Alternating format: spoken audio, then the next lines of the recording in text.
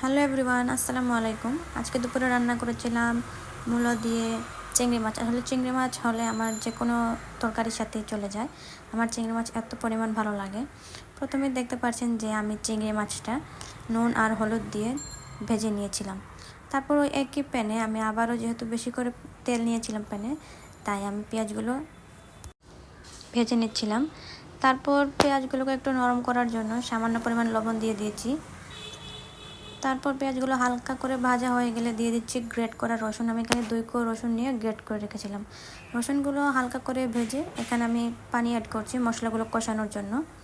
প্রথমে দিয়ে দিয়েছি 1 চা চামচ মরিচ গুঁড়া, তারপর দিয়ে দিয়েছি 1/2 চা চামচ হলুদ গুঁড়া, তারপর দিয়েছি 1 চা চামচ ধনিয়া গুঁড়া। মশলাগুলোকে ভালো করে মিক্সড করে নিচ্ছি। ভালো করে মশলাগুলো অবশ্যই কষাতে হবে। এখন ঢাকনা দিয়ে অপেক্ষা করছি 5 মিনিট তেলগুলো উপর থেকে ছড়িয়ে আসার জন্য।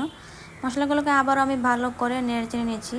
তারপর আমি দিয়ে দিচ্ছি মূলাগুলো এখন ভালো করে এই মশলার সাথে কষিয়ে নিচ্ছি। এখন আমি মূলাগুলো ভালো করে মশলার সাথে মিশিয়ে ঢাকনা দিয়ে আরও 5 মিনিটের মতো কুক করে নেব। তো 5 মিনিট পর আমি এখানে আবারও আগের যে চিংড়ি মাছগুলো রেখেছিলাম ভেজে, সেগুলো আমি দিয়ে দিচ্ছি। এখন এগুলোকে আমি আবার ভালো করে কষিয়ে নেব। একটা জিনিস মনে রাখবেন, তরকারি রান্নাতে কিন্তু অবশ্যই মশলা ভালো করে কষাতে হবে। আর যে সবজি আপনি দেন না কেন, সবজিগুলোও মশলা একদম ভালো করে মশলার সাথে মিশিয়ে নেবেন। তো সবগুলো আমি কষিয়ে নেওয়ার পর ভালো করে এখানে আমি পানি অ্যাড করেছিলাম। আসলে ভিডিওটা কোথায় গেছে আমি জানি না। পানি দিয়ে আমি রান্না করে নিয়েছিলাম।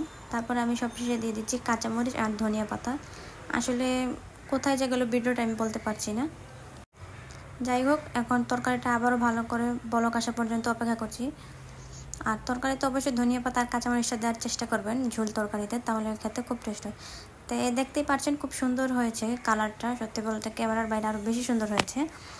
তো আজকের ভিডিওটা এতটুকুই। আমার অনেক ভুল ত্রুটি হয়েছে, আশা করি আপনাদের ভালো লাগবে। ক্ষমার দৃষ্টিতে দেখবেন। ভালো থাকবেন, সুস্থ থাকবেন। আল্লাহ হাফেজ।